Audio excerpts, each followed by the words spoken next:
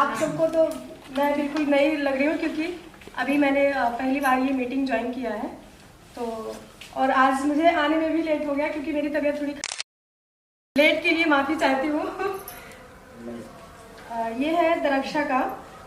दरक्षा ने अपनी ख्वाहिश लिखी है कि मेरी ख्वाहिश है कि मैं कुछ ऐसा अच्छा कार्य करूं जिससे समाज के लिए मतलब अच्छा हो, और मेरे ना रहने के बाद जब मैं यहाँ से जाऊं तो समाज के दिलों में, मतलब दिलों में मैं रहूं, वो हमेशा हमें याद करें। उनकी ख्वाहिश है और सपना उनका ये है कि मैं एक बड़ी कुशल समाज सेविका बनूं। उनका ये सपना है कि वो समाज सेविका बनना चाहती हैं, और कार्यशाला में इस ख्वाहिश और अपने सपने को कैसे पूरा करूं, तो वो हमें यहाँ से सीख मिले। Good morning all of you. मेरा नाम दरक्षा अंसारी है। मैं लोकप्रिय व्यवहार खोड़ा, मैम का नाम है मेरी साथी का नाम है शिक्षिता पांडे। इनका जो सपना है वो ये है, मेरे बच्चे हैं, इनके द्वारा जो पढ़ाए गए बच्चे हैं वो कुछ चलकर कुछ अच्छा कुछ कर सके और आगे जाएं, और आशा सेंटर से इसी तरह जुड़कर भी और बच्चों की मैं और सहायता कर सकूं। ठीक है।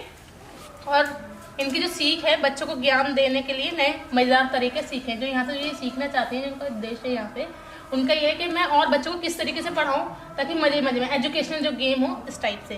उनकी ख्वाहिश है कि मैं एक बेहतर टीचर बनकर बच्चों की मदद करना चाहती हूँ एजुकेशन फील्ड। तो आप क्या सलाह देंगे? इनको मैं सलाह दूंगी कि इसी तरीके से इस सेंटर से जुड़ी रहें, मन लगा करके बच्चों को पढ़ाएं और कोई भी मीटिंग ना छोड़े, और मैम के कांटेक्ट में रहें।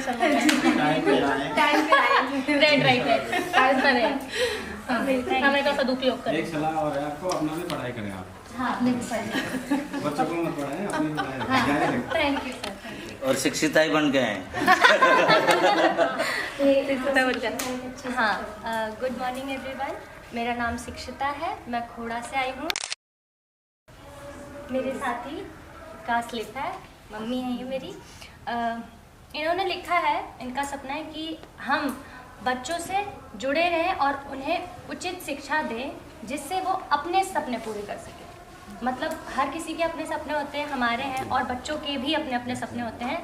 तो जो गरीब बच्चे हैं और जो पिछड़े हैं वर्ग के बच्चे हैं, जिनके पास उतनी एबिलिटी नहीं है या यूँ कहें कि साधन नहीं है जिससे वो अपने सपने नहीं पूरे कर सकते, तो मम्मी उनको ज्ञान देकर उनके सपने पूरे करने में सहायता करना चाहती हैं। ये इनका ही सपना है। और बच्चों को शिक्षा देकर ग्रहण करने का अच्छा साधन ग्रहण करें अच्छे से। और मतलब जैसे कुछ बच्चे होते हैं उनका मन नहीं लगता, तो मम्मी की ख्वाहिश ये है कि ऐसी जगह और ऐसा एनवायरनमेंट उन्हें दे सकें जिससे वो इनका ज्ञान और शिक्षा ग्रहण करने में खुशी महसूस करें। और ये सीखना क्या चाहती हैं, बच्चों को शिक्षा ग्रहण कराने और उन्हें मतलब नई नई चीज़ सिखाने के नए नए तरीके यहाँ से सीख कर जाना चाहती हैं। तो आपके मम्मी को बता दो आज आप। मम्मी के लिए आपकी क्या सलाह है? मेरी सलाह तो ये है कि मम्मी काफ़ी दिन से वैसे ही टीचिंग कर रही हैं, तो इन्हें खुद ही काफ़ी चीज़ पता है। तो मैं ये चाहती हूँ कि इन्होंने जितनी भी चीज़ें सीखी हैं आज तक की लाइफ में, शायद ये 15-20 साल से टीचिंग ही कर रही हैं, तो इन्हें मैं क्या सलाह दूँगी, इन्होंने जो भी सीखा है ये उसी चीज़ को यहाँ पर और इम्प्रूवमेंट करें। क्योंकि मुझे ऐसा लगता है कि हमारा जो आशा सेंटर है, इससे अच्छा प्लेटफॉर्म कहीं हो ही नहीं सकता। यहाँ पर हर किसी को आज़ादी है अपनी मतलब जो भी उन्हें आता है उसे खुलकर और अच्छे तरीके से दिखा सके। ठीक है। और दूसरी जगह कहीं पर भी हम बंधे रहते हैं, यहाँ पर बिल्कुल किसी चीज़ का बंधन नहीं है, ना ही बर्डन है। तो ये बहुत अच्छी चीज़ें इन्हें आती हैं, ये उसी को जितना आगे लाएंगी। और यहाँ पर प्रोत्साहन देने वाले सभी हैं, कोई भी बस नीचे नहीं खींचेगा सब। तो इसलिए मुझे यही है इनकी तरफ से कि अपने जोरदार का बदतमीजी भी करते थे, फिर वो धीरे धीरे अच्छा धीरे सिखा रही है, पढ़ा रही है, तो उन्होंने अपने बिहेवियर में चेंज किया और अब अच्छे से बात भी करते हैं और अच्छे से पढ़ते भी हैं। जितना उनको पढ़ाया जाता है उतना वो याद भी करते हैं। नवनीत बिहार 3rd में अपना सेंटर आशा सेंटर चलाती हूँ। तो उसमें इस समय हमारे पास 25 बच्चे हैं। 25 बच्चे में 6 साल से हमारे यहाँ बच्चे आते हैं। तो उसमें कुछ बच्चे ऐसे हैं कि जो कभी स्कूल नहीं गए हैं, और कुछ बच्चे ऐसे हैं कि जो मतलब गए हैं, ड्रॉप आउट हो गए हैं।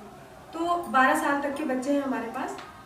कभी कभी ऐसा होता है कि जो गांव में बच्चे गए हैं या कहीं भी प्राइवेट स्कूल में भी जाते हैं, तो उनको जब हमने किया कि मतलब उनके माँ बाप ने बोला कि अभी स्कूल नहीं जा रहा, कोरोना के दौरान से घर में बैठ गए, तो उनका जब हमने टेस्ट लिया तो बहुत सारे बच्चे हैं कि जिनको वो 3rd क्लास में है लेकिन उनको शब्द लिखना नहीं आ रहा, 2 अक्षर के शब्द नहीं है, 3 अक्षर के शब्द, मात्राएं नहीं है।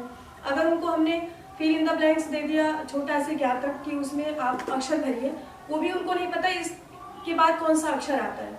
तो वो सारी चीज़ें हम बच्चों को ग्रुप के अनुसार, अगर वो 6 से 9 साल तक के अंदर है तो 6 साल के अगर 4 बच्चे हैं तो उनका ग्रुप बना दिया, 9-10 के हैं तो उनका एक ग्रुप बना दिया, 11-12 के हैं तो उनका एक ग्रुप बना दिया। तो उसमें हमें ये पता चलता है कि अगर ये छोटे बच्चे हैं तो कभी कभी ऐसा होता है कि जो 6 साल का बच्चा है उसको 2 अक्षर के शब्द आते हैं, मात्राएं नहीं आती हैं, तो उनको चित्र के माध्यम से हमने मैचिंग कराना और खाली स्थान भराना। इंग्लिश में भी ऐसे हैं साउंड्स वर्ड वो कराने हैं कि उनको कैसे पता चले। कुछ जैसे हम लोगों का पढ़ाने का तरीका ये होता है कि हम उनको एक तरफ से पढ़ाना शुरू कर देते हैं कि इसमें हमारे इंग्लिश में 26 अक्षर होते हैं तो 5 अक्षर क्या है, ये क्या है, तो उनको थोड़ा थोड़ा करके बताना है कि कैसे वो समझ पाएंगे।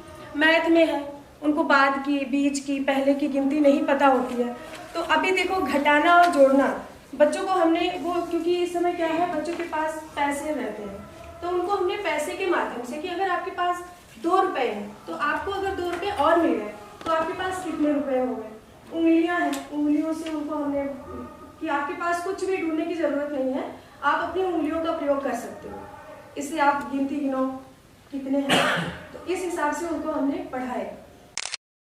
बच्चों को इस 6 महीने हमें लगता है कि 2-3 महीने आप उन पर ज़्यादा जोर दे दो तो वो शायद, अगर नहीं तो 6 साल का बच्चा 8 साल, तो उसको फर्स्ट में एडमिशन हो ही जाएगा।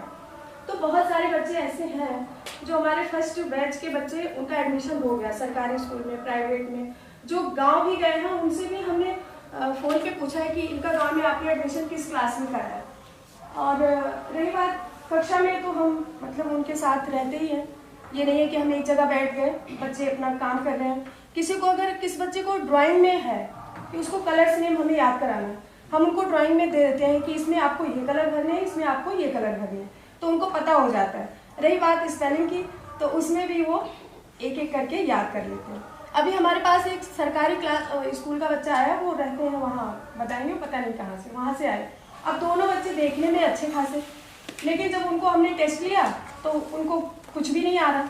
तो मैं तो बहुत परेशान कि ये बेचारे 4th क्लास में पढ़ने वाले और उनको कलर्स नेम नहीं याद है, मैडम इसको क्या बोलते हैं। फिर उनको हमने हिंदी में बताया, कपड़े से हम कविता कराते हैं कि मतलब लाल हरा नीला पीला करके, फिर कपड़े से हमने बताया कि अगर ये कलर है तो इसको हम लाल बोलते हैं, और लाल को हम इंग्लिश में रेड बोलेंगे तो उसमें कौन कौन से लेटर आएंगे। तो ये सारी चीज़ें हम करते हैं साथ में। और पेरेंट्स बस्ती में जाते हैं तो अभी जैसे सर ने बताया कि हम अगर फ्रेंड के घर जाते हैं तो उसमें ये रहता है कि ये हमारे फ्रेंड हैं। वैसे तो हम रहते हैं कॉलोनी में तो अक्सर पेरेंट्स जानते ही हैं, लेकिन जब हम बच्चे के लिए जाते हैं कि क्या आपके घर में कोई ऐसा बच्चा है कि जो स्कूल नहीं जा रहा, जिसको शिक्षा की ज़रूरत है, फिर ये आ जाती है फीस की बात कि ऐसे तो कोई सर्वे करने आता नहीं है। फिर हमें बताना पड़ता है कि हम NGO से हैं, हम मतलब हमारा राजू फाउंडेशन है और यहाँ हम आशा सेंटर चलाते हैं। हमारे सेंटर में ऐसे ऐसे बच्चे आते हैं, तो फीस क्या होती है, तो कोई फीस नहीं है, हर दिन का मतलब ऐसे ही। तो पेरेंट्स अच्छे से मान जाते हैं, और जैसे उनकी माएँ नहीं हैं, काम पर जाती हैं, तो उसका भी हम लोग सोचते हैं कि इर्द गिर्द में कुछ ऐसे बच्चे रहें कि जिनके साथ वो आराम से आ जा सकें, तो ये भी मुश्किल नहीं होता। तो पेरेंट्स जो है उनको एक ना हम उनको विश्वास दिलाएं और उनके आगे मतलब वो है या नहीं है, तब अगर उस टाइम पर कि आप इतने टाइम भेज दीजिए, नहीं है तो हम अपने बच्चों के साथ उनके घर छुड़वाते हैं। तो इसलिए हमें आसानी होती है कि पेरेंट्स भी हमारी बात को मानते हैं। रही बात पेरेंट्स मीटिंग की कि हम मतलब कैसे करते हैं, तो जैसे फिजा ने बताया कि पेरेंट्स तैयार नहीं होते, तो तैयार नहीं होते, लेकिन उसके लिए हमें डेट फिक्स करनी होती है कि नहीं, जैसे आप अपने बच्चे की शिक्षा के लिए यहाँ आप भेजते हो तो आपका मिलना हमसे ज़रूरी है। आपका बच्चा घर में क्या एक्टिविटी करता है। कुछ पेरेंट्स आते हैं कि ये घर में बात नहीं मानता मैम, ऐसे करता है, और हमारे पास इतना है भी नहीं कि हम किसी प्राइवेट स्कूल में डालें कि जिससे इसका जो है अच्छे से विकास हो। फिर तो वो सारी बातें हमारे सामने होती हैं, फिर हम उस पर फोकस डालते हैं। फिर पेरेंट्स आके चाहे वो फ़ोन पर ही बताते हैं कि मैडम अगर आपने ये चीज़ें बताई हैं तो ये घर में आके हमारे साथ ये शेयर कर रहा है, मतलब ये गलती थी तो ये कभी इससे दूर हो रही है। और बच्चा पढ़ता भी है, जो काम दिया जाता है अपने सामान को सहेजना। तो ये सारी चीज़ें बहुत देर तक जब हम क्लास लगाते हैं तो बच्चों के साथ हमें बोलना पड़ता है, बेटा आपको कब उठना है, कैसे किससे बोलना है, अगर आप बैठ रहे हो तो ज़्यादा हिलना डुलना नहीं, बहुत मतलब परेशानी तो होती है बच्चों के साथ। तो ये सारी चीज़ें हैं। अभी हमारी क्लास में 25 बच्चे हैं, जिसमें 21-22 कभी त्यौहार पड़ गया, कभी बच्चे ऐसा होता है कि 3-4 बच्चे एक ही घर के होते हैं, तो वो अगर गांव चले गए तो 4 बच्चे इकट्ठे ही अब्सेंट हो गए, तो हमारे पास 21 बच्चे आते हैं, ऐसा होता है। कोई एक चुनौती जो आप सामना कर रहे हैं?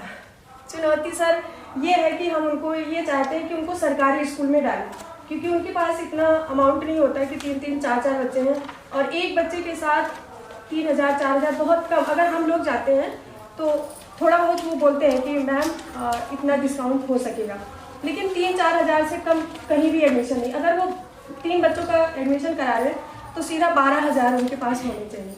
एडमिशन कराना एक चुनौती है आपका? चुनौती है।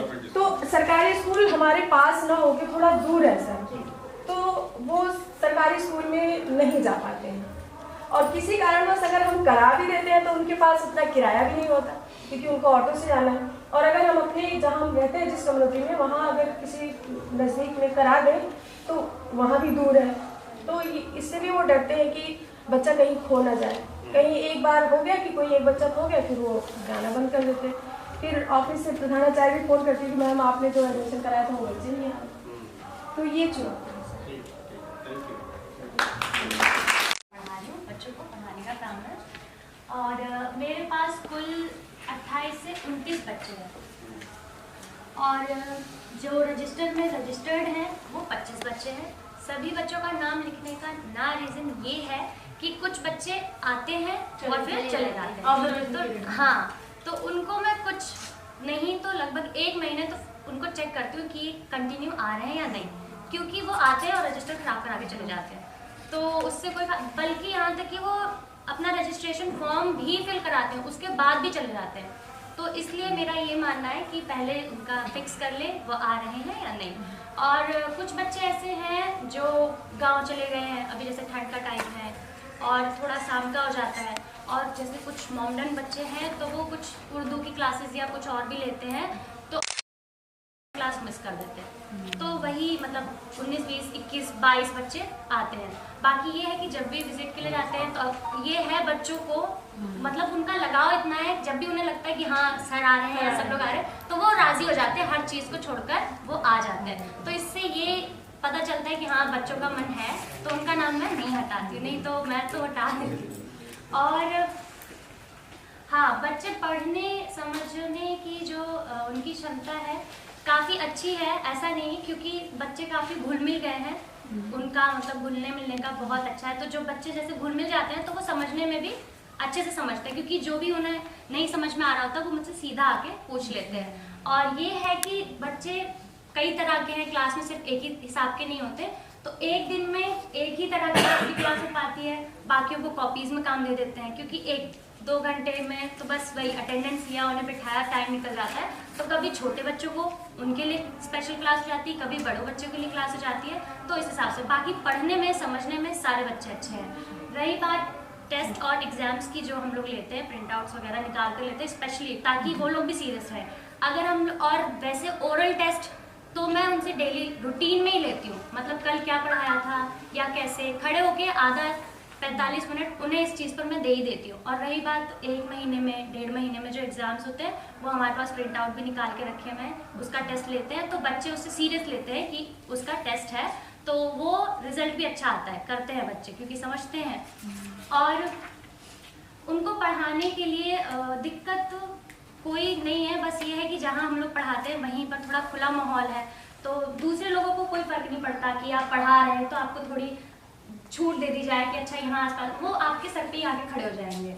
उनको क्या, हमारी छत है, हम तो घूमेंगे। हाँ। तो इसलिए उनसे मतलब थोड़ी सी प्रॉब्लम होती है, पर ये है कि हाँ उनसे भी मिलना जुला के इसलिए रखना पड़ता है ताकि वो लोग हमें थोड़ा फ्री छोड़े ताकि हम बच्चों को पढ़ा सकें, तो हाँ सपोर्ट करें। बट ये है कि हाँ वहाँ पर पढ़ाते पढ़ाते अब जैसे उनसे भी घुल मिल गए तो उन लोगों ने भी सपोर्ट करना शुरू कर दिया कि ठीक है चलिए 1 घंटा ये इनका है, 1.5 घंटा इनका है।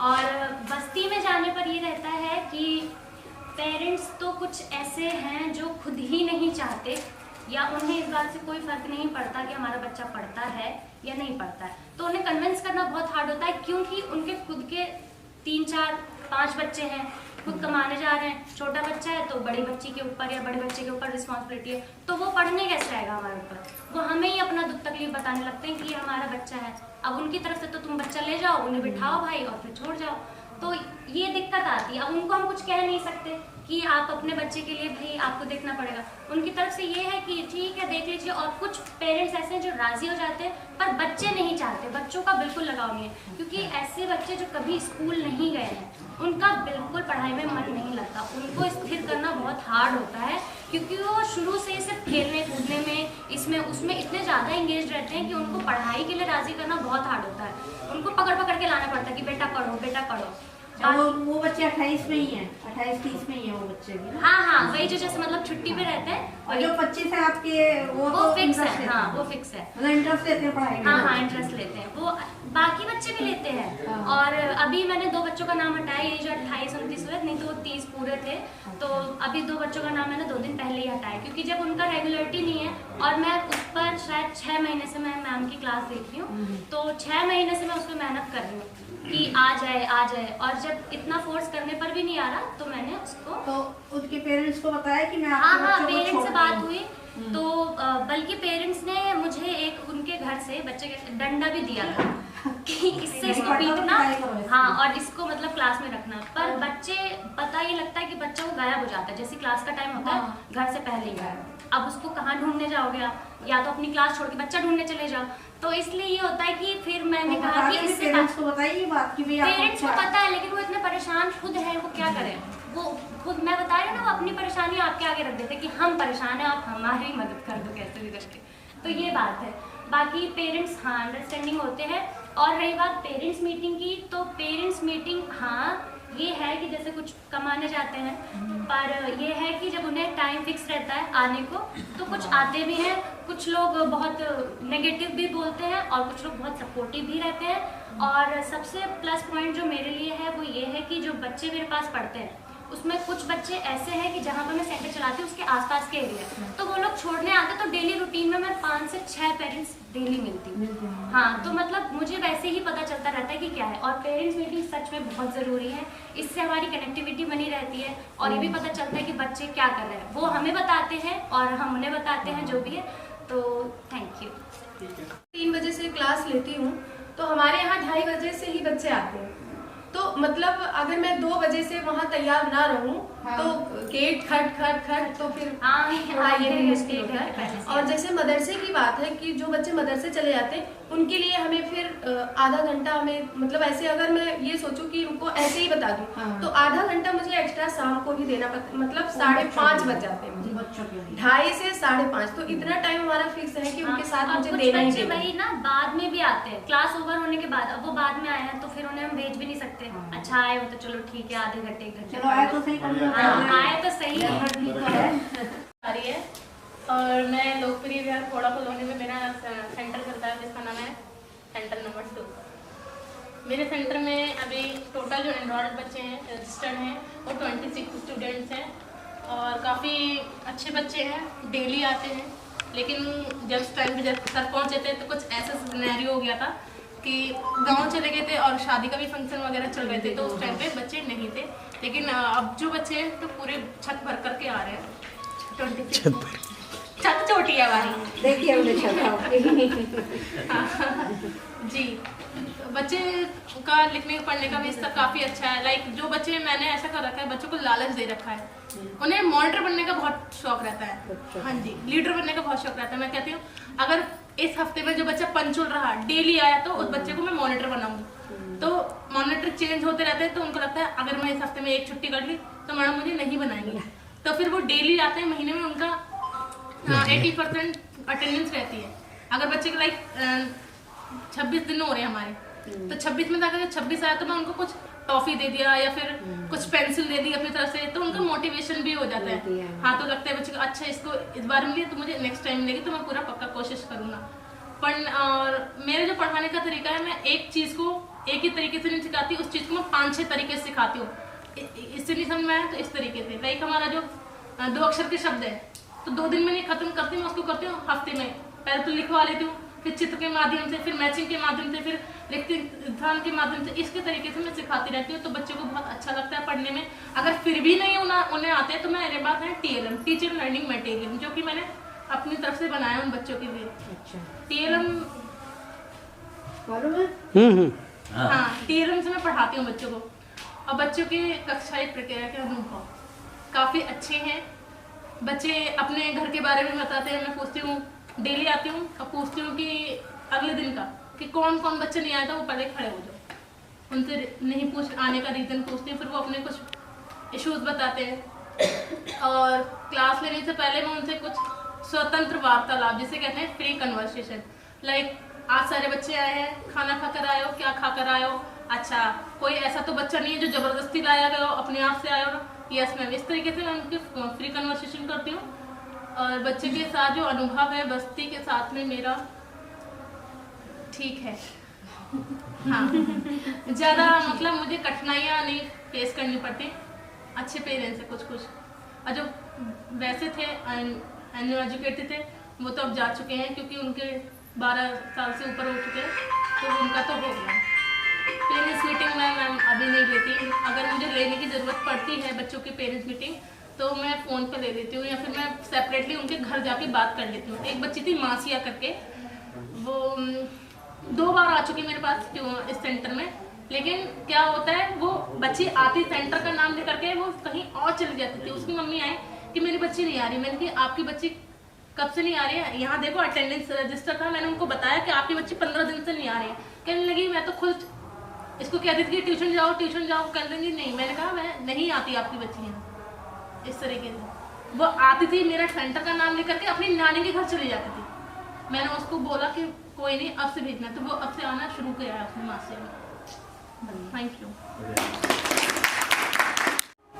मैं अक्षरधाम की तरफ सेंटर चलाती हूँ, और बच्चे हैं जिनमें से कम 30-35 तो आ ही जाते हैं रोज। और उनको मैं अलग अलग अनुभव से पढ़ाती हूँ।